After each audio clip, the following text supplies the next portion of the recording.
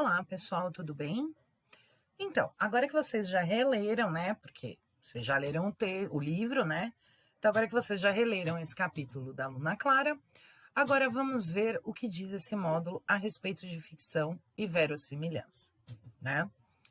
Então, veja bem, lá no sexto ano, vocês leram Minhas Memórias de Lobato e Um Chá Muito Louco, né? Que falava da Alice, tá? Então, assim, vamos rever os conceitos, então, que foram tratados naquela época.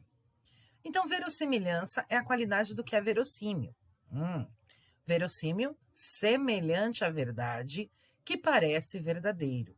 Devemos distinguir dois tipos de verossimilhança. A verossimilhança externa, que é a semelhança dos elementos ficcionais, ou seja, do mundo criado pelo autor, na obra, com o mundo real conhecido pelo leitor. E a verossimilhança interna, que resulta da ocorrência e da coesão entre os diversos elementos da narrativa.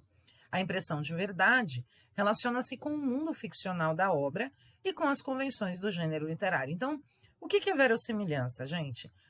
É que parece ser real, né?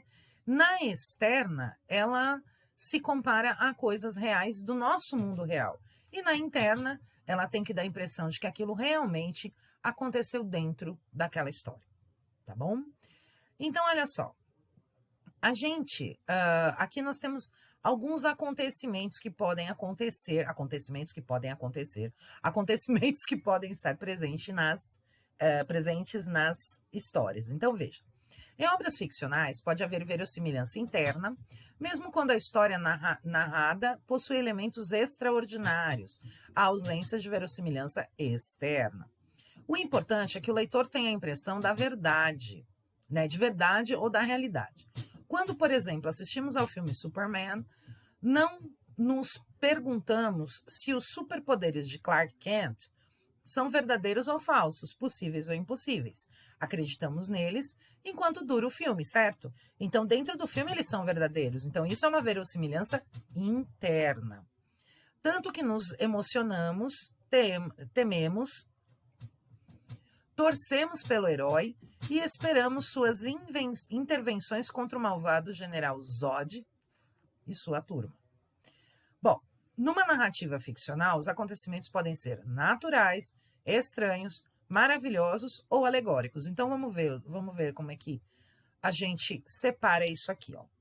Acontecimentos naturais podem acontecer na realidade, não provocam estranheza no leitor, que é a verossimilhança externa.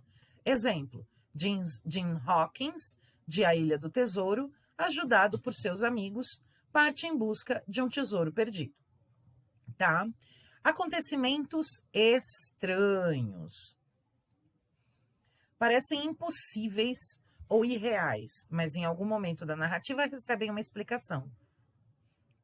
Então, no exemplo, ó, no País das Maravilhas, a Alice conversa com animais e até com cartas de baralho, mas nas últimas páginas do livro, vemos a personagem acordando. Era tudo um sonho. Então, são acontecimentos estranhos, tá?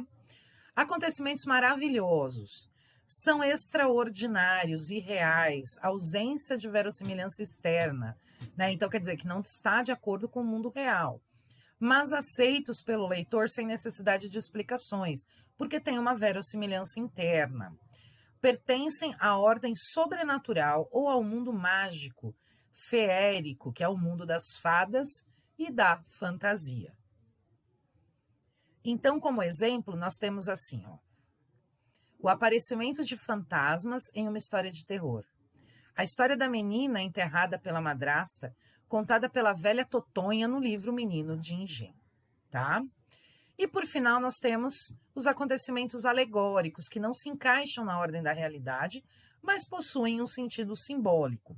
O leitor não deve entendê-los ao pé da letra, quer dizer, ele tem que estar dentro de um contexto, tá? Então, por exemplo, as fábulas. Quando leu a fábula Só a Pura Verdade, de Andersen, você sabia de antemão, quer dizer, antes de tudo, que todos aqueles fatos deveriam ser interpretados em outro sentido, sendo alegórico e que os animais representavam os seres humanos, tá? Então, o que é alegórico?